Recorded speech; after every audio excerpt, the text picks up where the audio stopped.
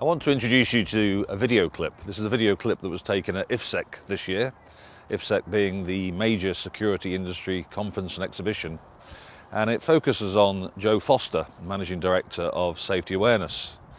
Safety Awareness does exactly as it says on the tin. They specialise in everything from stewarding, marshalling, anti-terrorism measures, to personal security.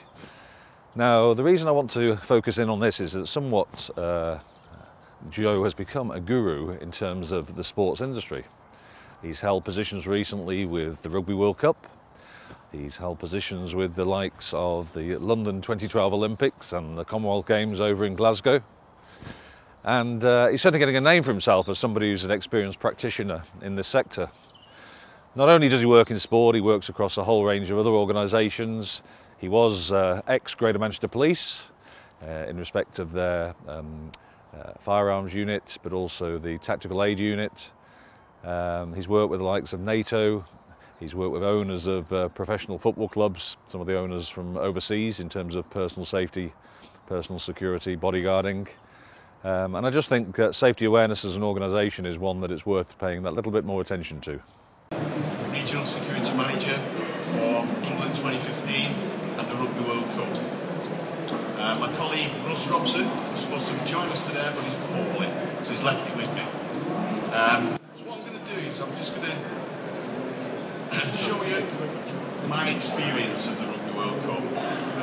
I came into the organisation 10 months before completion, 10 months before tournament starts, and prior to that there'd already been a security regime and many things were put in place that were very difficult to change. So we had to go about that change process in a very sensitive way, because it's really important that you don't upset people. In large sporting events there are very large egos and it is very easy for them to throw the toys out the pram. So with that said, this is what I was given as my opener.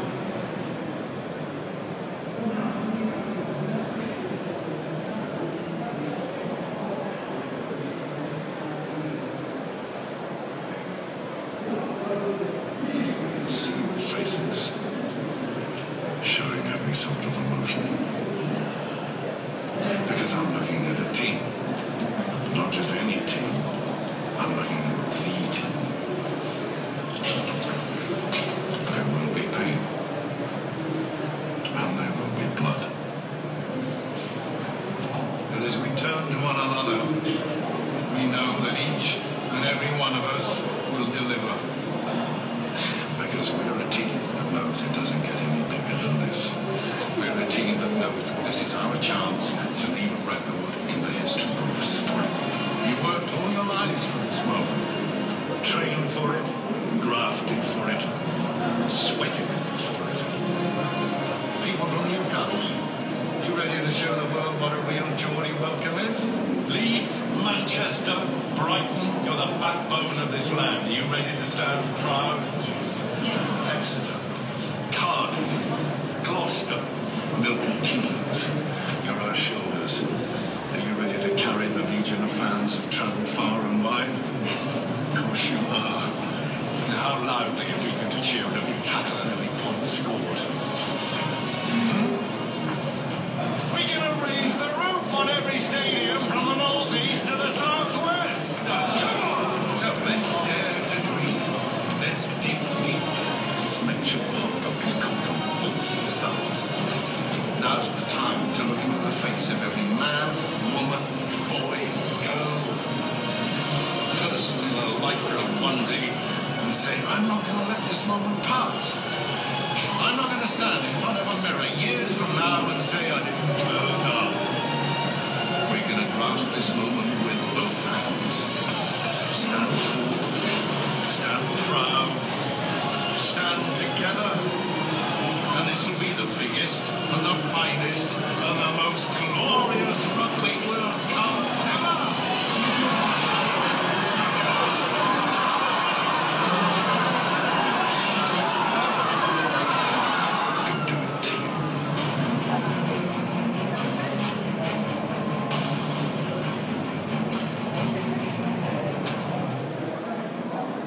too big to miss.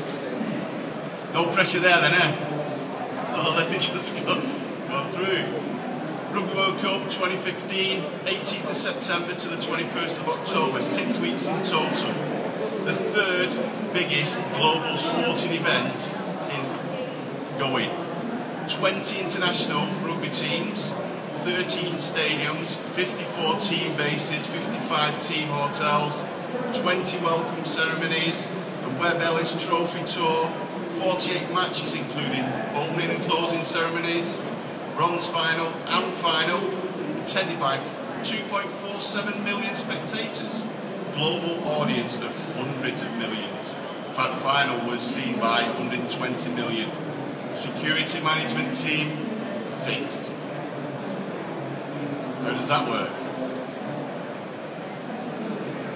The presentation is a reminder of the security strategy and aims, what we tried to achieve, issues we faced, problems we faced, solutions we used. So the host agreement, the expectation was England 2015 to provide a secure tournament, and therefore all the security of the tournament laid on our shoulders. The police were responsible for the public order side of it, and anything outside the remit of stadium, teams, officials. So it costs a lot of money to put on a Rugby World Cup, and therefore they expect to have the right security. Initially, we've got the tournament security responsibilities, that's England 2015, and the public order response was the UK police. It was to deter, deny, delay, detect against protests, ambush marketing, terrorism, theft, breach of ticketing, team intrusions. Our venues included match venues, non-match venues, team and officials, spectators and workforce, and any other business. Organisations regard security as a pain. The fact is that it's not a pain when it actually takes part. Everything, security becomes the default mode. If there's a problem with broadcasting, can security do it? If there's a problem with the hot dog sales or the queue management, can security do something about it? That's what the reality is. But in the initial stages, in the strategy stages, organisations don't feel the need for security because they're going to buy it in. They're going to buy it in from the stadium. So it's business as usual. That's never again, and that's how it was sold to stadiums. Business as usual. So you think, it should be business as usual. We're talking about the Rugby World Cup. We're not talking about Aston Villa versus Birmingham. We're not talking about Gloucester versus Sale Sharks. We're talking about the Rugby World Cup. So we had a big uphill struggle to try and convince people that we're a key player. Risk assessment had been done, and they regarded the terrorism aspect as low to moderate. This was done in cooperation with the military and the police service. Crime, likely. Ambush marketing, likely. Breach of ticketing, very likely severe. So terrorism, low to moderate. Ticket touts, really high on the list. Okay? And prior to the competition, there wasn't anything to suggest that there was a terrorism threat on the Rugby World Cup. And the police were quite concerned about that threat level. We thought it'll definitely go to severe, but it didn't. We did have contingencies for if it did raise, and that was backed by government, and they would supply police, military intervention at their expense. So the tournament level was moderate, and the national level was severe. That causes a problem due to the fact that you've then got to tailor your security needs for a moderate threat. So you're actually not going to 100% everything. So it's really difficult to manage that process and to work with budgets to keep it within that process. Some of the organisations had been involved in the Olympics, and they've been badly burned, with unnecessary searching, unnecessary queues, manpower that didn't turn up, and some of them had left a bad taste in the mouth. What we had to do is we had to recover that and say, we're the good guys, we're here to help you. We're not here to cause you problems. So the promise was, welcome the world to rugby and to England. Everyone's invited. The security standards that we were considering were the threat, the strategic intent, the UK government, so what the police and the security services provided, advice, publication and guidance, industry best practice, global sporting event standards, security operations, and understanding the existing venue operations. Some people think they can just take, cut, copy, paste, one plan to another, to another, to another. And it's happened, I definitely know, from the Olympics to Glasgow, and it did attempt to creep in at the Rugby World Cup. But we snuffed it out. Okay, because as you all know, nothing is the same. The processes might be similar, but nothing's the same. A venue is a venue is a venue. That's what they were telling us. So here's some examples of venues. Secure Vote. That was Wembley, the Olympic Park. Well, maybe Olympic Park wasn't that secure. Only joking, Chris. Chris was actually the safety officer at Olympic Park. Brighton, Leicester, Newcastle, Manchester, Cardiff, Milton Keynes. Then we've got Securable Ball with outer entry points, stroke turnstiles, Twickenham and Leeds. Then we had Open 4-stand square with secure outer entry, stroke turnstiles, Gloucester. Then we had Open 4-stand square with insecure outer entry points and turnstiles, Exeter. Exeter just used to lock it up and go home. Was that? Staff? No, they didn't need any staff. Yeah, enclosed 4-stand square. That was in Birmingham. So, is a venue always the same? I don't think so. So your solution's got to differ. However, each of those venues have very strong safety officers, and who say it's just what we do normally. Don't worry about it. So when you start to dig, some doors start to close because people don't like sharing what they've got in place or what they've not got in place, as the case may be. But we got some information, and we find out on non-match days, most of the venues had some security presence, some had access control, but not many had searching and screening. On match days, the football venues, they had away fans only for person searching, and bag searches, away fans only. So really, their home fans, they're not any trouble, are they? Fair enough.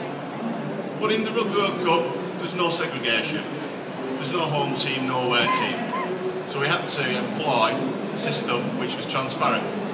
So our thoughts on searching of people and bags, we searched 10% people, 100% bags. That was what it was deemed. And I said, right, okay, how do we check? That's the hard bit, isn't it? Have you done your 10%? We had all sorts of ways of trying to get assurance that that was being made. But every venue said, oh yeah, we do that. We do 20% actually. Fair enough. What you certainly didn't see was defensive searches by police. This is all Olympic Games stuff. Island sites locked down, bag and mag or tented vehicle security areas. Search and screening was random, not 100%. Material screening or vendor certification programs. We didn't even do background checks as part of the accreditation because that was deemed too high. We're at moderate threat level. Let's go down the moderate route. Void sealing. We didn't do searches and then seal them up void-wise. Some people might be horrified with this. They might be like, oh my God, it must have been so insecure. But all our intelligence was there is moderate threat, and you can only work to what your threat level has been deemed. If you go OTT, everyone goes bonkers. We can always raise it, and that's what we always said. Match day venue, security posture. The approach was to provide a staged and tiered approach to secure venues for the tournament. Implement a proportionate and appropriate solution to security considering the current threats, and provide a show of strength and focus on presence and deterrence and measures that support our operational delivery. Smoke and mirrors. That's what it's all about. Show them something different. Because bad guys will come and wreck it weeks in advance, and then they'll come back again. Oh, it's different. And that's what we wanted. We wanted to provide it was different. And as the tournament progressed, we introduced different measures. So the semi-finals got different search regimes.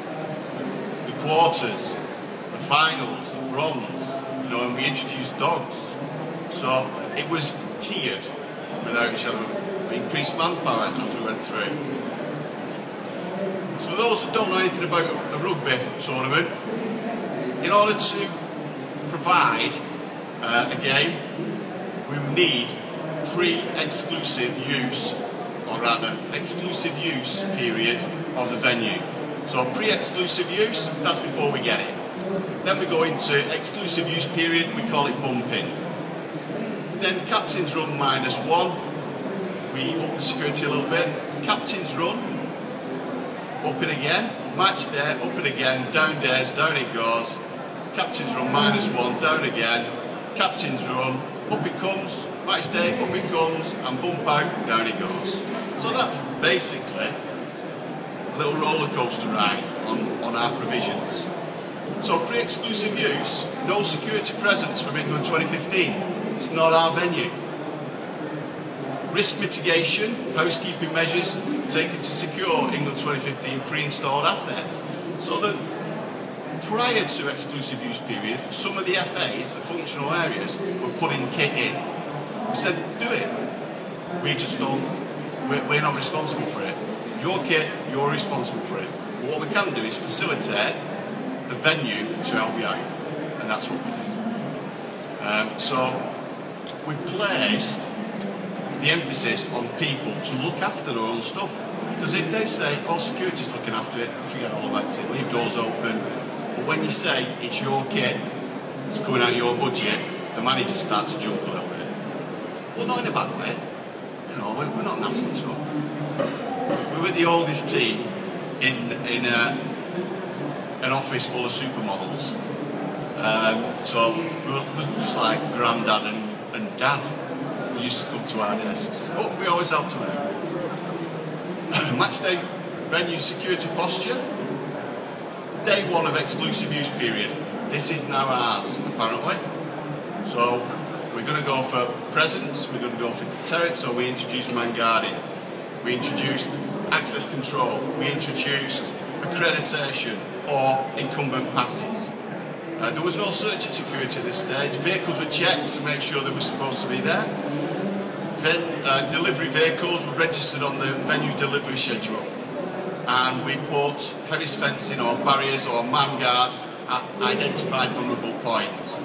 And we focused the CCTV control and venue patrol out of hours with the emphasis on the field of play. Now, that's not business as usual, is it? Because they don't normally put someone watching the pitch all night. They say, what are we doing watching grass? Well, have you ever tried playing rugby on something that's been burnt or dug up? Never looks good on telly, that. So, captain's run -1, we up it. We up it and provide more staff. We introduce bag and random person checks. Just get them used to it. We then look at our VAPs, so vehicle accreditation permits, and we'll do a defensive sweep of critical areas. And then what will occur is we'll carry on with the control and patrol. Captain's run.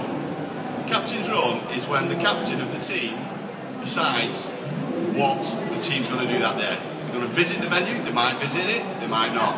They might just visit the changing rooms, they might take selfies on the pitch, they might do a little bit of touch, they might do a full training session, or they just might send the kickers to gauge the wind. However, we were responsible for ball privacy, making sure that no one watched what they did on that pitch. Some teams didn't mind it, other teams were absolutely bang on the money, and they were scouting around. Anyone in there who shouldn't have been in there, we got a bit of a caning. But we sorted it.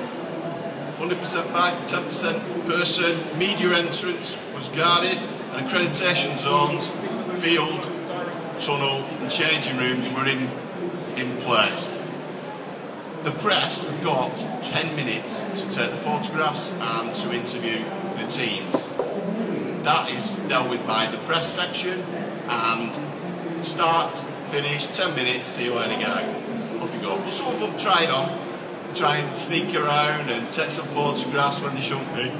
Excuse me. But that's what we were there for, that whole privacy.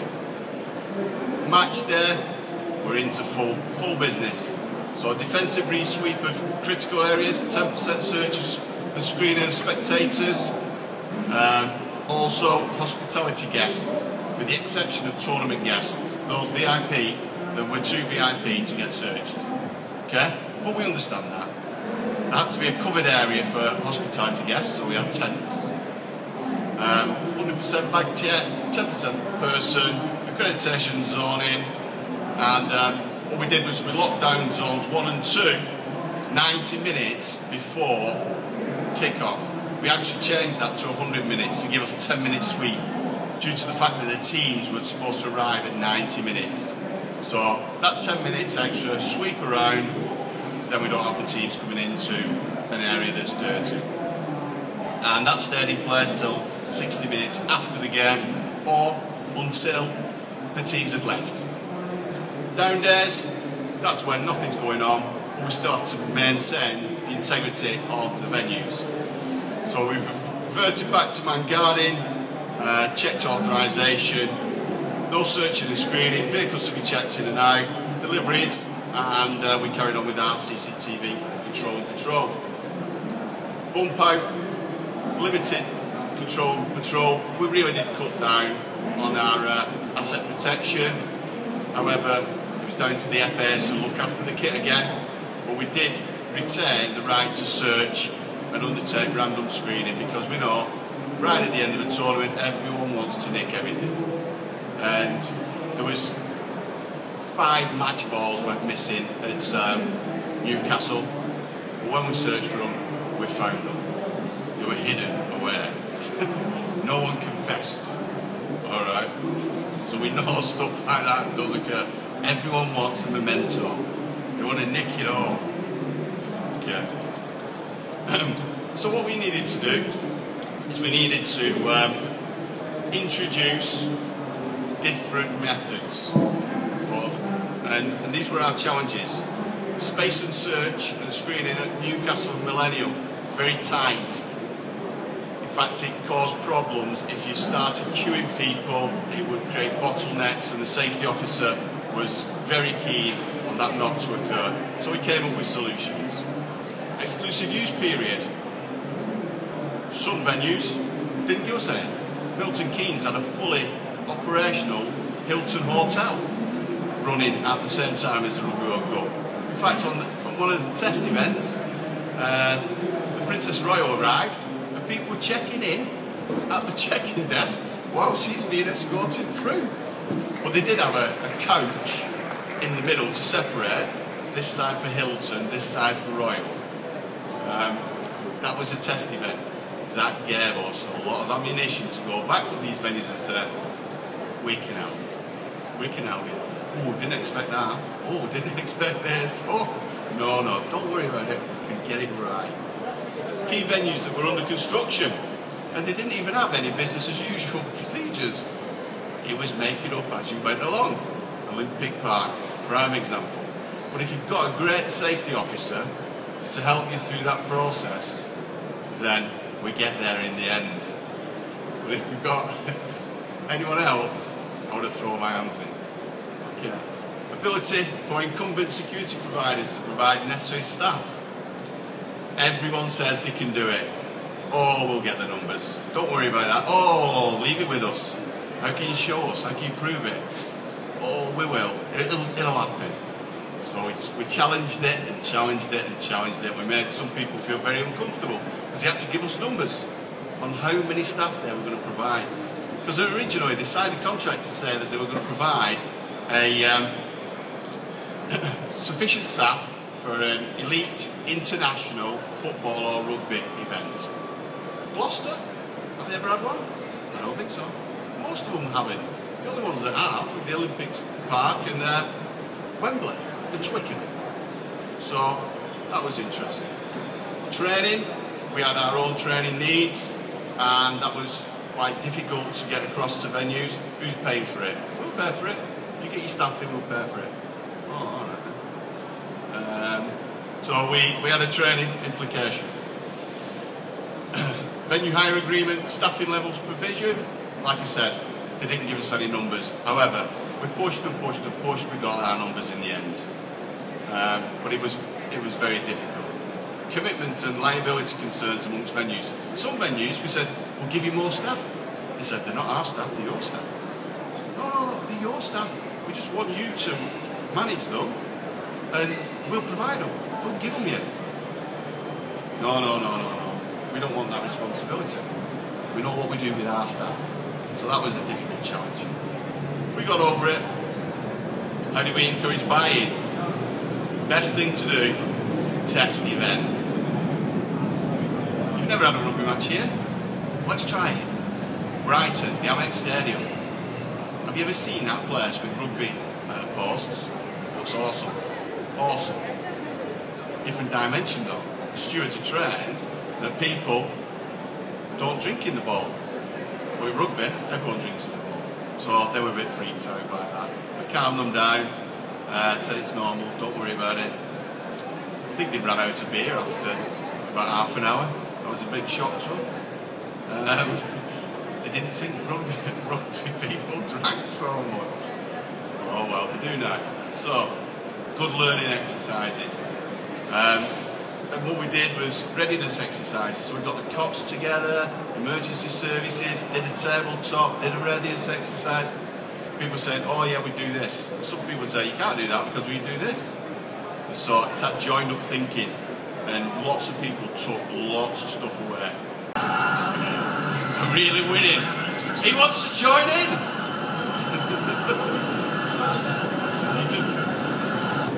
Brave or stupid or both. Okay, but that went off. The teams came in, took him off the field, and he was dealt with by the relevant authorities. But the players showed a lot of restraint, which was great on our part. At none of my venues was there any pitch invaders, and that was Olympic, Wembley, Brighton. Accreditation issues. We knew that it was going to happen. Someone would get hold of an accreditation, doctor it, and this accreditation was spotted by an eagle-eyed steward because they had security markings on them and also some raised indentations on the back of the accreditation. This one didn't have it. The steward was right on his mettle, took the pass off the dude. He ran off and was later captured, waiting for the team bus to exit. So, good result. So not all stewards are bad. They are switched on. That pass there was actually a fraudulent one of one of the teams. So how he got it, we don't know. I don't know. So, but they were able to get hold of them, and that pass, I'll just show you there. Pink, 1, 2, 3, 4, and 8. Pink means they can stay in those restricted zones during that period where everyone else is excluded. It's called pink privilege. And so he could have been field of play, he could have been in the changing rooms, he could have been in the tunnel. So the end result, let's have a look at this. No, come back. Come back.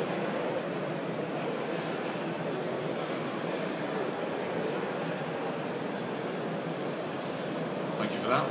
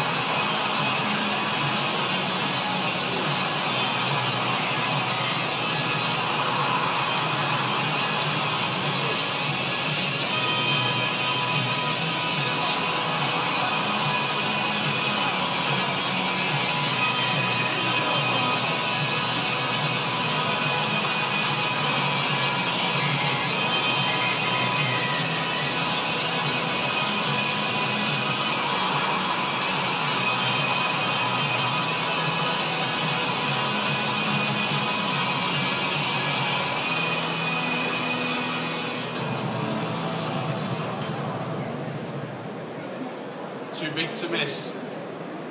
Just in conclusion, what I would say is don't scrimp on security. Make sure you get the right team from strategy all the way down to implementation. If you get the right team, you get the right result. You've got the right result. So everything defaults to security. And it's so true. It is really true. So, it's questions. I'm conscious of the time, but if you'd like to find out any more information about myself and Russ, we'll be available after the presentation for a coffee or maybe a beer at your expense. Okay. Any questions? Is there no questions?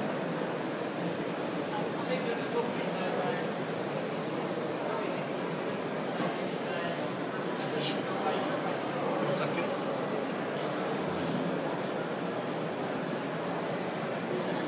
Thank you. I'm not a rugby person. I didn't go to any of the games, sorry, but just from that last video, particularly, that everybody had goodwill, didn't they? So I suppose you had everybody on side in a way. Oh, absolutely. The demographics for rugby are completely different than the demographics for football.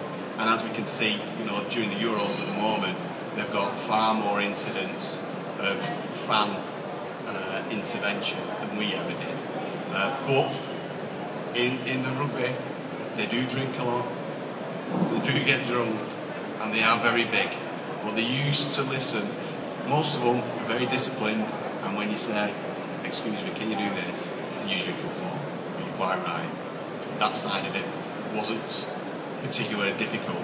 It was all the other ancillary stuff, because crowded places, that was the most intense threat. And I know after the Rugby World Cup we had the terrible incident in Paris, and I watched it and I just thought, there by the grace of God.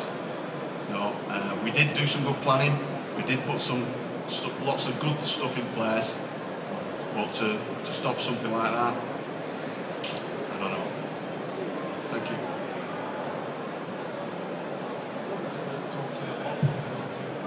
About this thing, but going back to the organisation of it, especially the International Rugby Union and yourself, I take it you're the English Rugby Union or the FA? No. So you're based, your position in what? I'm the Managing Director of Safety Awareness Limited, which is a company that will provide training and staff. So I applied for a job with England 2015. I've nothing to do with the RFU or anything like that. So it was new to me. Oh, so you were just involved in educating the locations about their security area? Is that what it was? Yeah, we were the customer.